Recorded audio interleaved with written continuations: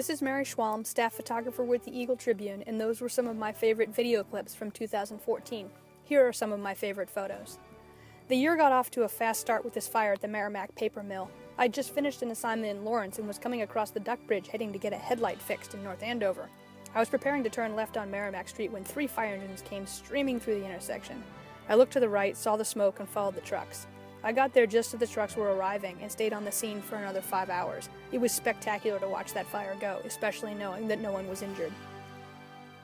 I didn't expect to photograph this guy, Austin Poirier. I was covering some wrestlers from Whittier Tech when I noticed Austin warming up with his prosthetic leg. He had a great attitude, and he's a great wrestler, and really just went about his business. I took as many photos as I could of him during his match, and later pitched it for a nice Sunday centerpiece story on his triumphs. I love this photo of this girl getting her beautiful haircut for a beautiful cause, the locks for love. In the moment, her eyes shifting, she shows a last-second sense of regret. I love animal assignments. They make me smile. I got to spend some time with a surrender of high-energy puppies, and this was one of my favorites.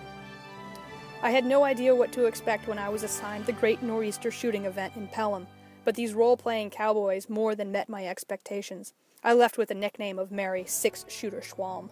I'll take it. The Market Basket shutdown was by far the biggest story of the year. Here, a member of the public crosses the picket line to apply for a job at one of the distribution locations in Andover. I love the confidence this guy has, chest out, tie swinging, resume in hand, as picketing employees boo him. Continuing with the Market Basket story was the incredible access we had at some of the stores.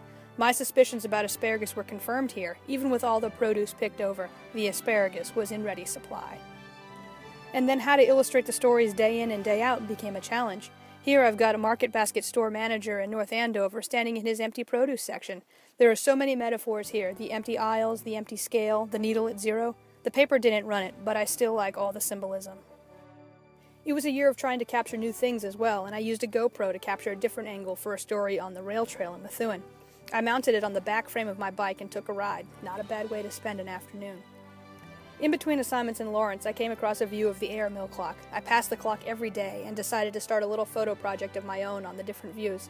This is one of my favorites, with a very slow shutter speed at twilight. And call this the hazards of the job. Here, Father Robert Kickman, the Cardinal's secretary, gets a face full of holy water as Cardinal Sean O'Malley blesses the new church offices at St. Lucie and St. Monica parishes in Methuen. I was there to cover the blessing, so this photo wasn't appropriate at the time, but it's pretty funny. Along those same lines, here Michael Levitt Jr. smiles as he looks at a replica check in North Andover. His father, Michael, had won $1 million in a fantasy football contest, so the photo the paper used obviously had his father in it, but it all should mean good things for this little fella, too. I covered a lot of field hockey this year, and having grown up in Arizona without the sport, I still struggle to know what to anticipate. This is my favorite photo from the season, a North Andover goal during playoffs. Also, the goalie's name is Zelda, and I love that Nintendo game.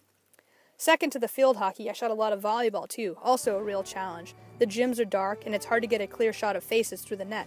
Luckily, they celebrate at every point, and I like this photo because it has the jubilation and the dejection all wrapped into one.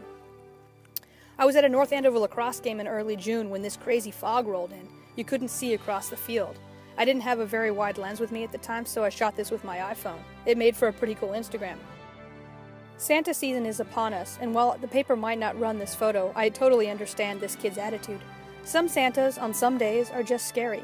Funny thing here is his shirt. It suggests he'd be okay with the guy. Thanks for listening. Have a happy new year.